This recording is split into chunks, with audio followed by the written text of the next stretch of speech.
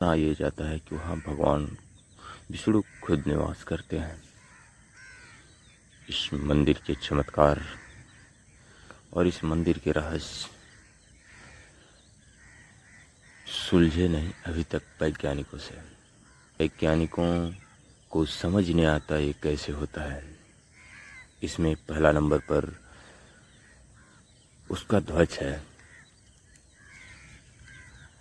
मंदिर का ध्वज कभी भी हवा के विपरीत दिशा में बहता रहता है।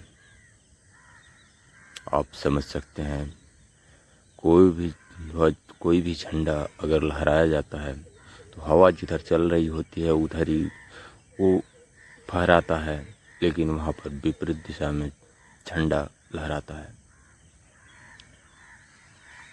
अब यहाँ पर ये समझ नहीं आता कि ये ध्वज क्यों विपरीत दिशा में लहराता है। वैज्ञानिक भी इसे समझ नहीं पाए, ऐसा क्यों होता है। नंबर 2, यहाँ पर 800 लोग मिलकर रसोई बनाते हैं, जो कभी भी रसोई आए हुए भक्तगण के लिए कम नहीं होती। ये खाना एकदम परफेक्ट होता है, चाहे 20,000 लोग हों, चाहे 1,00,000 लोग हों, रसोई उतनी ही बनती है जितने आदमी वहाँ पर उपस्थित होते हैं। पूरी मंदिर समुद्र के किनारे ही बसा हुआ है, लेकिन अगर आप मंदिर में प्रवेश कर जाएंगे तो आपको समुद्र की लहरों की आवाज़ सुनाई नहीं देगी। लेकिन अगर आप मंदिर से एक कदम बाहर निकलेंगे तो आपको समुद्र की आवाज़ें सुनाई देंगी। ये किसी आश्चर्य से कम नहीं है दोस्तों। ऐसा क्यों होता है अभी तक किसी को मालूम नहीं चला है। यहाँ पर प्रसाद पकाने वाला बर्तन 7 हांडे को एक दूसरे के ऊपर रखा जाता है और नीचे पुरानी विधि से लकड़ी पर बनाया जाता है।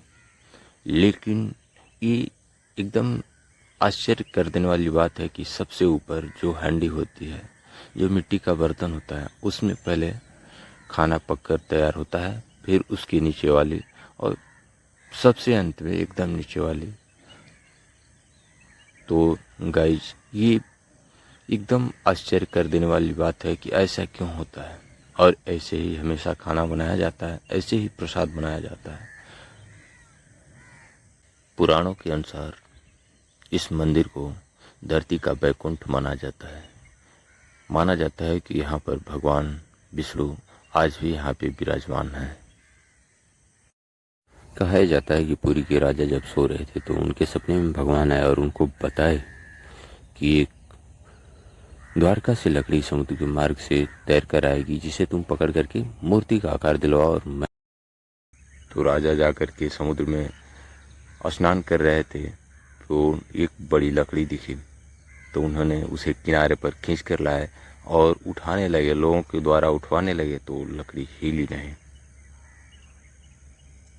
बहुत कोशिश करने के बाद भी लकड़ी जब हिली नहीं तो एक वृद्ध व्यक्ति कहीं से आया और बोला कि मैं इसे उठा सकता हूँ। तो वो अकेला व्यक्ति उस लकड़ी को उठाकर लेकर जहाँ मंदिर मूर्ति बनी है वहाँ तक लेकर गया और लोगों ने जानना चाहा कि तुम्हें इतनी शक्ति क्यों है, तो वो आदमी वहाँ गायब हो गया। फिर आई बात मूर्ति बनाने की, तो मूर्तिकार अपनी छीनी हथौड़ी लेकर तैयार हुए और उसको आकार देने के लिए, तो उसमें से किसी ने भी उस पर दाग तक नहीं लगा पाई। और बाद में एक वृद्ध आदमी, माना ही जाता है कि विश्वकर्मा जी आए और उन्हें बताया कि मैं मूर्ति बना सकता हूँ इस लकड़ी से। और उन्होंने एक शर्त रखी कि जब तक 21 दिनों तक मैं मूर्ति बनाऊंगा और बंद कमरे में बनाऊंगा, उसके पहले कोई मंदिर का दरवाजा खोलेगा तक नहीं। तो उनकी कहे शर्त के अनुसार उनको मंदिर के अंदर बंद किया गया